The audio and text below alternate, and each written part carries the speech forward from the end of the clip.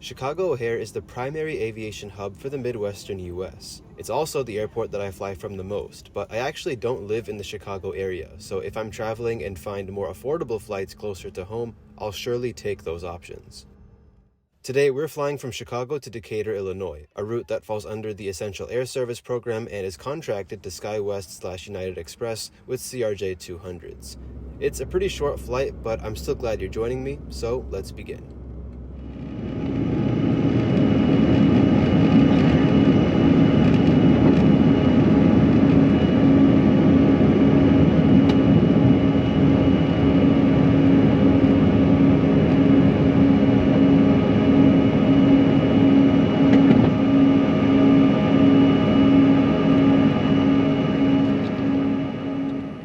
Good morning from O'Hare, where I've just arrived from Denver and have around 2 hours before my connecting flight. I'm currently in Terminal 1's Concourse C and I'm headed to Terminal 2, and as you may know, any journey from or to Concourse C brings you through the underground tunnel of lights, around 750 feet of rainbow neon tubes that illuminate the hallway and are always fun to see. A significant number of United Express flights, especially those operated by CRJ aircraft, depart from Terminal 2, which is a slight walk from Terminal 1 and especially Concourse C. I made the walk in about 15 minutes, but that's also because I walk a little fast. Now, I've shown Terminal 2 a fair bit recently, but enjoy it while it's still around because this is the only terminal that will be completely demolished in O'Hare's massive renovation, making way for the Global Terminal.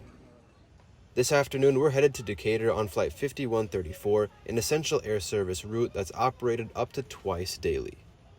Terminal 2 is a weird mix of old and new, but mostly old. It definitely feels a little more different than the other terminals at O'Hare. It used to be the home of Delta at this airport, but even though they moved to Terminal 5 some years back, some remnants of their time still remain, like the site of the old Sky Club, which will soon be additional United Club space, and of course Delta's old gates near the end of Concourse E, now used by both Alaska and United. Terminal 2 also has its own dedicated United Club in Concourse F. Eventually, I settled at my gate waiting for the plane to arrive. Chicago is a massive hub for regional airlines, and so this terminal was non-stop busy with seats being hard to come by, but I did eventually find some place to sit.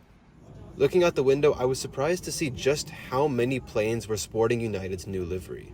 Even though it came out almost 6 years ago, United's made good progress in repainting its fleet compared to other large airlines. Our aircraft today is November 463 Sierra Whiskey, a CRJ 200 that's flown under SkyWest its entire career, but first in Delta Connection colors until 2020, and then it was transferred to United Express. CRJ 200s like this are the main aircraft that United Express and its subsidiaries use on the Essential Air Service or EAS routes that they're contracted with. In short, EAS routes are government-subsidized flights that are meant to ensure commercial airline service to smaller cities. Previously, Decatur's EAS contract for Chicago service was operated by Air Choice One and most recently Cape Air before SkyWest took it over a couple years back. And I'm glad they did because I would much rather fly a United CRJ 200 than a tiny Cape Air Cessna. At this point, you all know about the CRJ 200, 50 seats, what else do you need to know?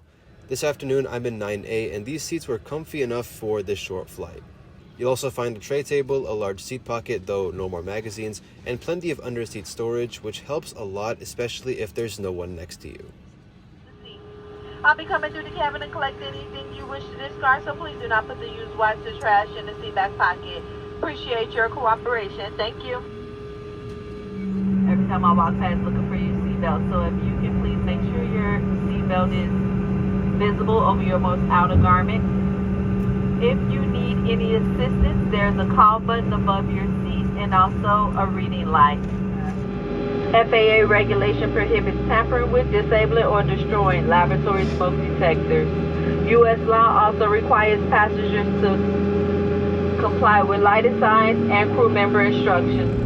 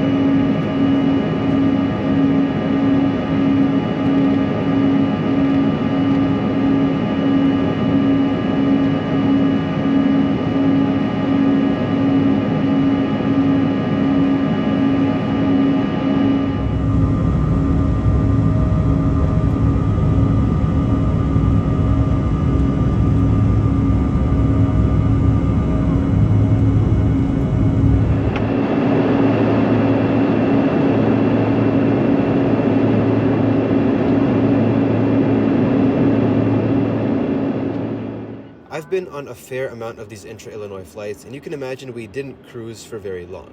The service offering is a bit inconsistent on these short flights. I think it just depends on the crew, because even though we received service on my Decatur-Chicago flight a few days earlier, there was no service this afternoon unless it was by request. Our approach into Decatur today gave us the scenic route. We flew past Champaign, which I couldn't see because of the cloud cover, and then made a slight right to fly past the city of Decatur and the airport on downwind before making a 180 and coming in over Lake Decatur for runway 6.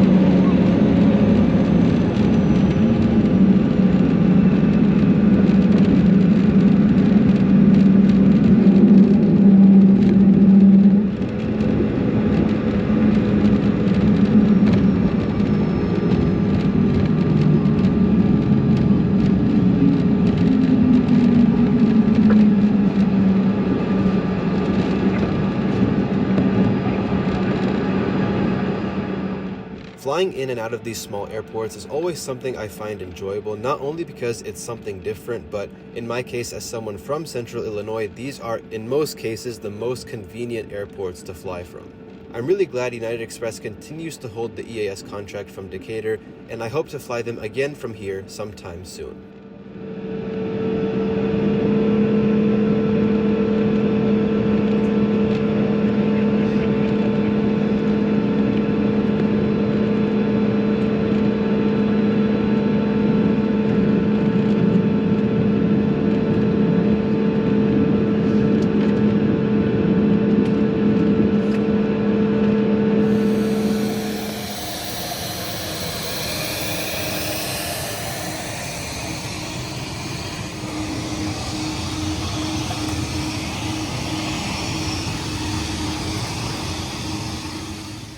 And there we have it. Welcome to Decatur, and enjoy this little shot of everybody filing off the plane into the tiny terminal. As always, thank you so much for tuning in today, and I hope you enjoyed the video. Until I see you next time, take care and see you soon.